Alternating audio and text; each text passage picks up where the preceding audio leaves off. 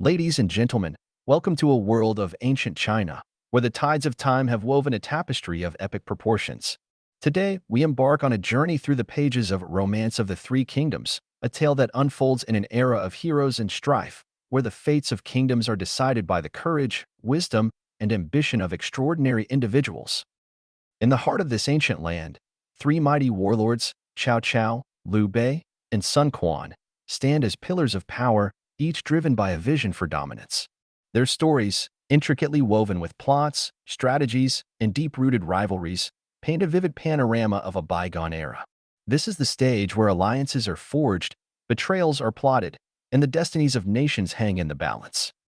As we step into the pages of Romance of the Three Kingdoms, we will witness the ebb and flow of history, where heroes rise and fall, and the echoes of their deeds resonate through the ages.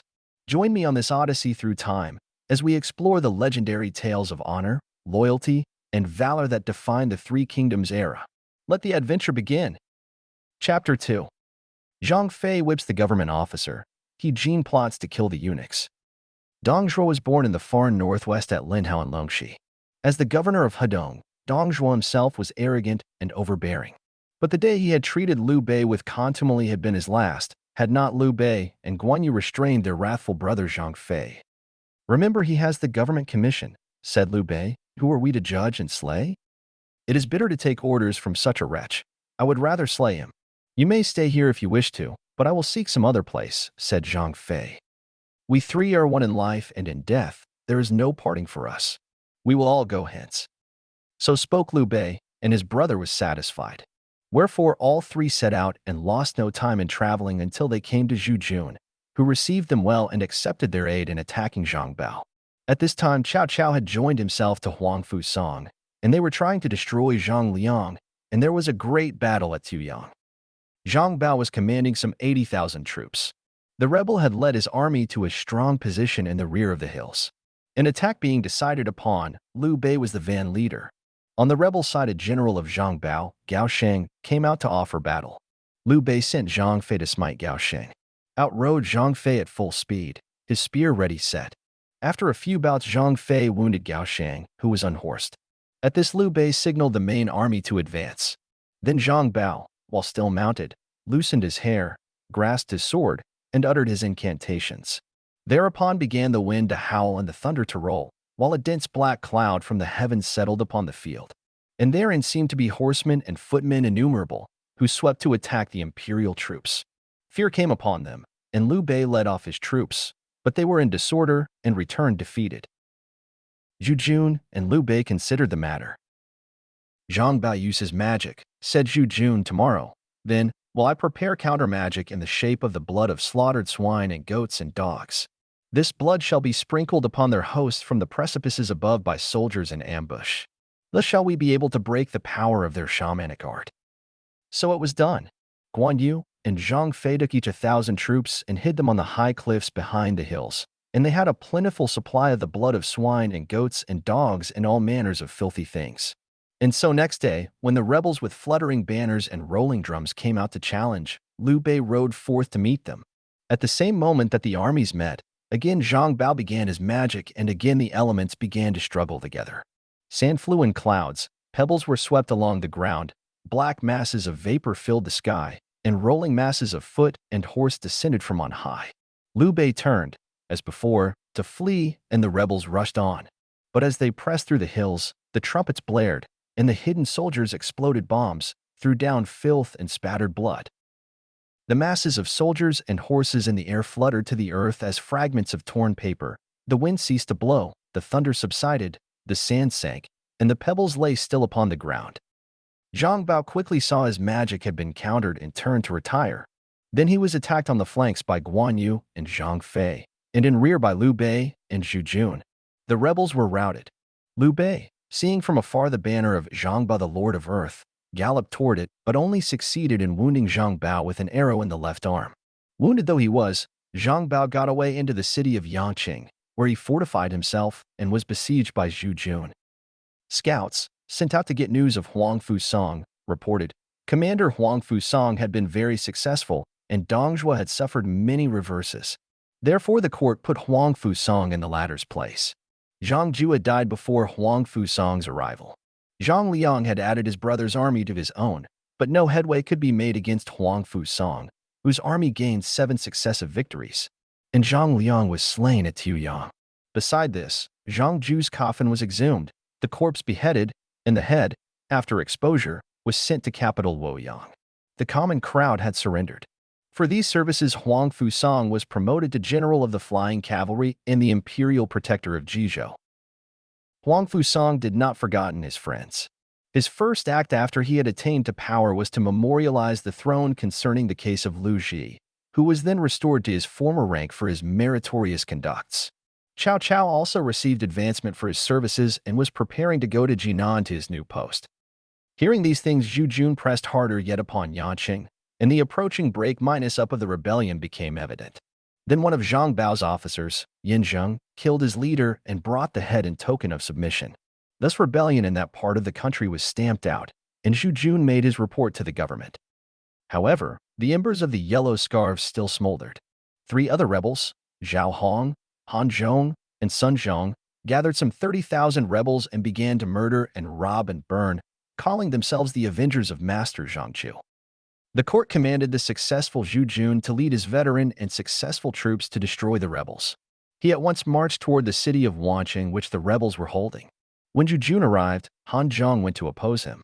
Zhu Jun sent Liu Bei and his brothers to attack the southwest corner of the city. Han Zhong at once led the best of his troops to defend the city. Meanwhile, Zhu Jun himself led 2,000 of armored horsemen to attack the opposite corner. The rebels, thinking the city being lost, abandoned the southwest and turned back into the city to help the defenders. Liu Bei pressed hotly in their rear, and they were utterly routed. They took refuge in the city, which was then invested. When famine pressed upon the besieged, they sent a messenger to offer to surrender, but Zhu Jun refused the offer. Said Liu Bei to Zhu Jun, seeing that the founder of the Han dynasty, Liu Bang the supreme ancestor, could welcome the submissive and receive the favorable, why reject these? The conditions are different, replied Zhu Jun. In those old days disorder was universal and the people had no fixed lord. Wherefore submission was welcomed and support rewarded to encourage people to come over. Now the empire is united, and the yellow scarves are the only malcontents. To receive their surrender is not to encourage the good. To allow brigands, when successful, is to give way to every license, and to let them surrender when they fail is to encourage brigandage. Your plan is not a good one. Liu Bei replied, not to let brigands surrender is well. But the city is surrounded as by an iron barrel.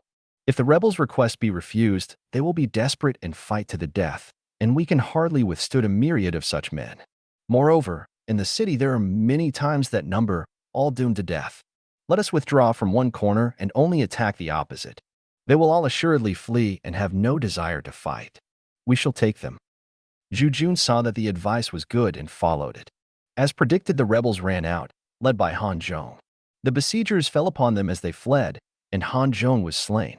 The rebels scattered in all directions. But the other 2 rebel chieftains, Zhao Hong and Sun Zhong, came with large reinforcements, and as they appeared very strong, the imperial soldiers retired, and the new body of rebels re-entered Wanqing. Zhu Jun encamped 3 miles from the city and prepared to attack. Just then there arrived a body of horse and foot from the east. At the lead was one general with a broad open face, a body as an alert tiger's, and a torso as a lofty bear's. His name was Sun Jian. He was a native of Fujian in the old state of Wu, a descendant of the famous Sun Zi the strategist. When he was 17, Sun Jian was with his father on the river Qiantang and saw a party of pirates who had been plundering a merchant, dividing their booty on the river bank. We can capture these, said he to his father. So, gripping his sword, he ran boldly up the bank and cried out to this side, and that as if he was calling his men to come on. This made the pirates believe the soldiers were on them, and they fled, leaving their booty behind them. He actually killed one of the pirates. In this way he became known and was recommended for office. Then, in collaboration with the local officials, he raised a band of 1,000 and helped to quell the rebellion of one Su Chong, who called himself the Sun Emperor and had 10,000 supporters. The rebel's son Su Shao was also slain with his father. For this, Sun Jian was commended by Imperial Protector Zhang Min in a memorial to the throne, and he received further promotion to the post of magistrate of Yindu, then of Shihui, and then of Xiapi. When the Yellow Scarves Rebellion began, Sun Jian gathered together the youths of his village, some of the merchant class, got a troop of 1,500 of veteran soldiers and took the field. Now he had reached the fighting area. Zhu Jun welcomed Sun Jian gladly and ordered him to attack the south gate of Wanqing. The north and the west gates were simultaneously attacked by Liu Bei and Zhu Jun, but the east gate was left free to give the rebels a chance of exit. Sun Jian was the first to mount the wall and cut down more than 20 rebels with his own sword. The rebels ran, but the leader Zhao Hong rode directly at Sun Jian with his spear ready to thrust. Sun Jian leaped down from the wall, snatched away the spear, and with it knocked Zhao Hong from the horse. Then Sun Jian, mounting Zhao Hong's horse, rode hither and thither, slaying as he went. The rebels fled north. Meeting Liu Bei, they declined to fight and scattered. But Liu Bei drew his bow, fitted an arrow, and shot their leader Sun Zhong, who fell to the ground. The main army of Zhu Jun came up, and after tremendous slaughter, the rebels surrendered.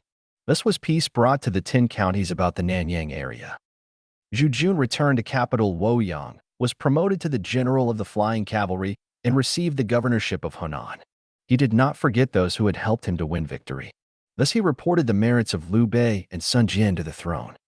Sun Jian, having influential friends and connections to support him, quickly got an appointment to a post of commander of Changsha and went to assume the new office. But Liu Bei, in spite of Zhu Jun's memorial, waited in vain for preferment, and the three brothers became very sad.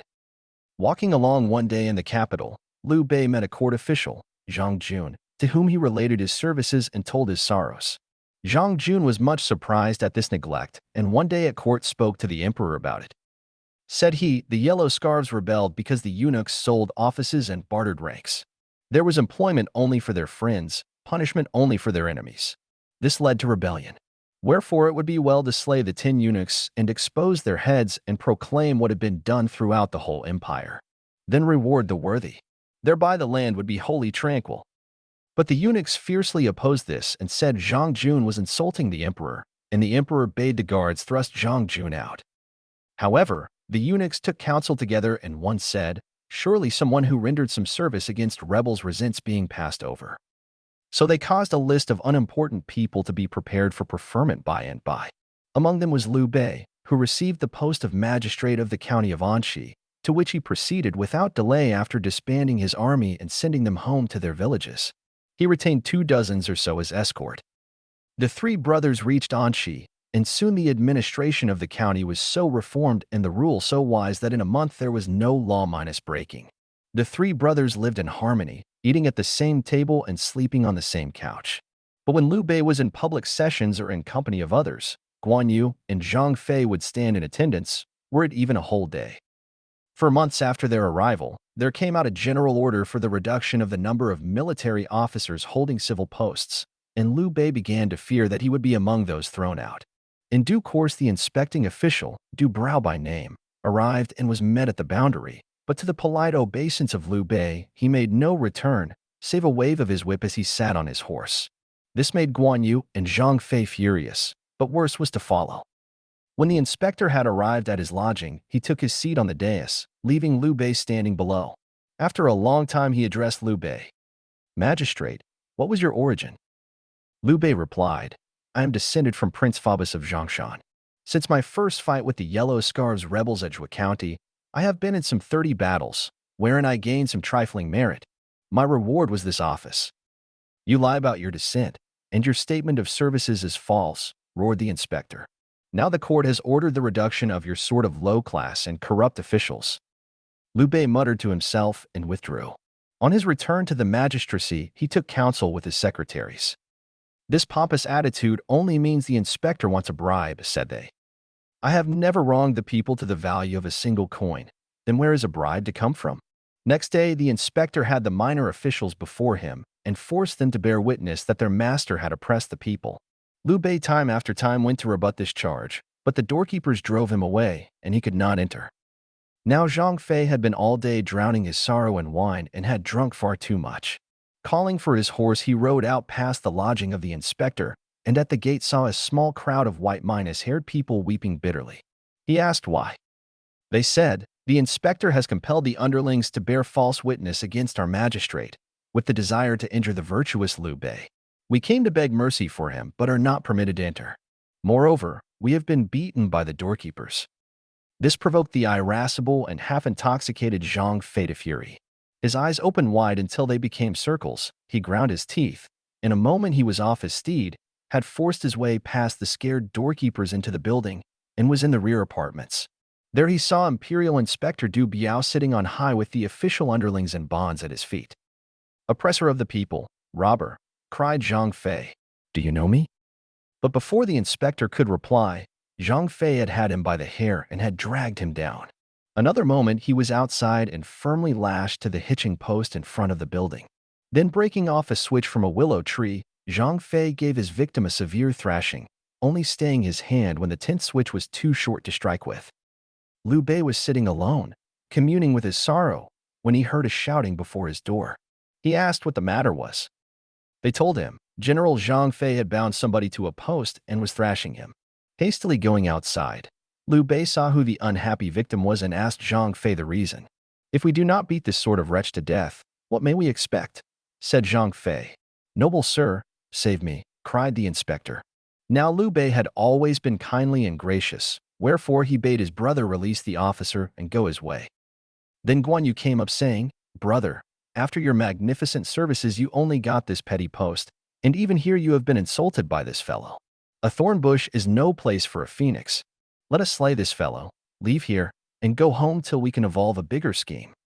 Liu Bei contented himself with hanging the official seal about the inspector's neck, saying, "If I hear that you injure the people, I will assuredly kill you. I now spare your life, and I return to you the seal. We are going." The inspector went to the governor of Dingzhou and complained, and orders were issued for the arrest of the brothers, but they got away to Daizhou and sought refuge with Lu Hui, who sheltered them because of Liu Bei's noble birth. By this time the 10 regular attendants had everything in their hands, and they put to death all who did not stand in with them. From every officer who had helped to put down the rebels they demanded presents, and if these were not forthcoming, he was removed from office. Imperial commanders Huang Fusong and Zhu Jun both fell victims to these intrigues and were deprived from offices, while on the other hand the eunuchs received the highest honors. 13 eunuchs were ennobled, including Zhao Zhong, who was added to the rank of General of the Flying Cavalry. The government grew worse and worse, and everyone was irritated. Rebellions broke out in Changsha led by Ou Xing, and in Yuyang led by Zhang Ju and Zhang Chun. Memorials were sent up in number as snowflakes in winter, but the 10 suppressed them all. One day the emperor was at a feast in one of the gardens with the 10, when High Counselor Lu Tao suddenly appeared showing very great distress. The emperor asked what the matter was. "Sire, how can you be feasting with these when the empire is at the last gasp?" said Lu Tao. "All is well," said the emperor. "Where is anything wrong?" Said Lu Tao, "Robbers swarm on all sides and plunder the cities. And all is the fault of the 10 eunuchs who sell offices and injure the people, oppress loyal officials and deceive their superiors. All virtuous ones have left the services, and misfortune is before our very eyes." At this the eunuchs pulled off their hats and threw themselves at their master's feet. "If Minister Lu Tao disapproves of us," they said, "we are in danger. We pray that our lives be spared and we may go to our farms. We yield our property to help defray military expenses." And they wept bitterly. The emperor turned angrily to Lu Tao, saying, "You also have servants. Why can't you bear with mine?" And thereupon the emperor called to the guards to eject Lu Tao and put him to death. Lu Tao cried aloud, "My death matters nothing. The pity is that Han Dynasty, after 4 centuries of reign, is falling fast." The guards hustled him away and were just about to carry out the emperor's order when a minister stopped them, shouting, "Strike not. Wait till I have spoken with His Majesty." It was the Minister of the Interior, Chindan. He went into the emperor, to whom he said, "For what fault is Counselor Lu Tao to be put to death?" "He has vilified my servants and has insulted me," said the emperor. "All the empire would eat the flesh of the eunuchs if they could, and yet, sire, you respect them as if they were your parents. They have no merit, but they are created nobles. Moreover, Feng Su is in league with the yellow scarves. Unless your majesty looks to it, the state will crumble." "There was no proof against Feng Su," replied the emperor. "About the 10 eunuchs, are there none faithful among them?" Chindan beat his forehead on the steps of the throne and did not desist from remonstrance. Then the emperor grew angry and commanded his removal and imprisonment with Lu Tao. That night Lu Tao and Chindan were murdered. Then the eunuchs sent a forged edict to Sun Jian, making him governor of Changsha, with orders to suppress the rebellion of Oxing. In less than 2 months, Sun Jian reported the county all tranquil. For this, he was created Lord of Wuqing. Further, Liu was made imperial protector of Yuzhou to move against Yuyang and suppress Zhangju and Zhangchun. Liu Hui of Daizhou recommended Liu Bei to Liu Yu. Liu welcomed Liu Bei and gave him rank of commander and sent him against the rebels. He fought with and worsted them and entirely broke their spirit. Zhangchun was cruel, and his leaders turned against him. One of his officers then slew him and brought in his head, after which the others submitted. The other leader Zhangju saw that all was lost and killed himself. Yuyang being now tranquil, Liu Bei's services were reported to the throne, and he received full pardon for the insult to the imperial inspector. He also became magistrate deputy of Miqing. Then Gong Sunzan praised Liu Bei's former services, and he was promoted to magistrate of Pingyuan. This place was very prosperous, and Liu Bei recovered something of his old manner before the days of adversity. Liu also received preferment and was promoted to Grand Commander. In the summer of the 6th year of Central Stability AD 189, Emperor Ling became seriously ill and summoned He Jin into the palace to arrange for the future. He Jin had sprung from a humble family of butchers, but his sister had become a concubine of rank and borne a son to the emperor, named Bian Lu. After this she became Empress He, and He Jin became the powerful imperial guardian and regent marshal. The emperor had also greatly loved a beautiful girl, Lady Wang, who had borne him a son named Lucien. Empress He had poisoned Lady Wang from jealousy, and the baby had been given into the care of Empress Dong, who was the mother of Emperor Ling. Lady Dong was the wife of Lu Chang, Lord of Jedu. As time went on and the Emperor Huan had no son of his own, he adopted the son of Lu Chang, who succeeded as the Emperor Ling. After his accession, Emperor Ling had taken his own mother into the palace to live and had conferred upon her the title of Empress Dowager. Empress Dong had always tried to persuade her son to name Lucien as the heir apparent, and in fact the emperor greatly loved the boy and was disposed to do as his mother desired. When he fell ill, one of the eunuchs, Jian Shua, said, "If Lucien is to succeed, He Jin must be killed to prevent countermoves." The emperor saw this too and commanded imperial guardian He Jin to come to him. But at the very gates of the palace, He Jin was warned of his danger by Commander Panin, who said, "This must be a trap of Jian Shua to destroy you." He Jin rushed back to his quarters and called many of the ministers to his side, and they met to consider how to put the eunuchs to death. At this assembly a man spoke against the plot. The influence of the eunuchs dates back half a century and has spread like a noxious weed in all directions. How can we hope to destroy it? Above all, keep this plot secret, or you will be exterminated. He Jin eyed down and saw General of Military Standards Cao Cao. He Jin was very angry at this speech and cried, "What do inferiors like you know of the ways of government?" And in the midst of the confusion Panin came to say, "The emperor is no more. The eunuchs have decided to keep the death a secret and forge a command to the imperial guardian to come into the palace to settle the succession. Meanwhile, to prevent trouble, they have inscribed the name of Lucien on the roll." And as Panin finished speaking, the edict arrived. "The matter for the moment is to set up the rightful heir," said Cao Cao. "The other affairs can wait." "Who dares to join me in supporting the rightful heir, Prince Bian Lu?" asked He Jin, the imperial guardian. At once one stood forward saying, "Give me 5,000 veterans, and we will break into the palace, set up the true heir, slay the eunuchs, and sweep clean the government. Then peace will come to the empire." The energetic speaker was Yuan Shao, son of the former Minister of the Interior Yuan Feng and nephew of Minister Yuan Wei. Yuan Shao then held the rank of imperial commander. He Jin mustered 5,000 royal guards. Yuan Shao put on complete armor and took command. He Jin, supported by He Yu, Sun Yu, Zheng Tai, and more than 30 other ministers and high-rank officials, went into the palace, and in the hall where lay the coffin of the late emperor they placed Bian Lu on the throne. After the ceremony was over and all had bowed before the new emperor, Yuan Shao went in to arrest eunuch Jian Shua. Jian Shua in terror fled into the palace garden and hid among the shrubs, where he was discovered and murdered by Guanzhong, one of the 10 eunuchs. The guards under Jian Shua's command all surrendered. Yuan Shao said, "Their gangs have broken. The most opportune moment is now to slay all the eunuchs." But Zhang Rang and the eunuchs of the 10 scented the danger and rushed to see Empress He. They said, "The originator of the plan to injure your brother was Jian Shua. Only he was concerned and no other." Now the imperial guardian, on Yuan Shao's advice, wishes to slay every one of us. We implore your pity, O your majesty." "Fear not," said Empress He, whose son had just become emperor. "I will protect you." She sent for her brother and said, "You and I are of lowly origin, and we owe our good fortune to the eunuchs. The misguided Jian Shua is now dead, and need you really put all the others to death as Yuan Shao advises?" And he Jin obeyed her wish. He explained to his party, saying, "The real offender, Jian Shua, has met his fate, and his clan will be punished. But we need not exterminate the whole party nor injure his colleagues. Slay them, root and branch," cried Yuan Shao, "or they will ruin you." "I have decided," said He Jin, coldly. "Say no more." Within a few days, He Jin became chair of the secretariat, and his associates received high offices. Now Empress Dong summoned the eunuch Zhang Rang and his party to a council. Said she, "It was I who first brought forward the sister of He Jin. Today her son is on the throne, and all the officials are her friends, and her influence is enormous. What can we do?" Zhang Rang replied, "Your Highness should administer the state from behind the veil, create the late emperor's son Lucian a prince, give your brother, the imperial uncle Dong Chong, a high rank, and place him over the army, and use us. That will do it." Empress Dong approved. Next day, she held a court and issued an edict in the sense proposed. She made Lucian Prince of Qinlu and Dong Chong General of the Flying Cavalry, and she allowed the eunuchs again to participate state affairs.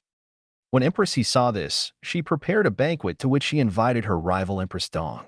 In the middle of the feast, when all were well warmed with wine, Empress He rose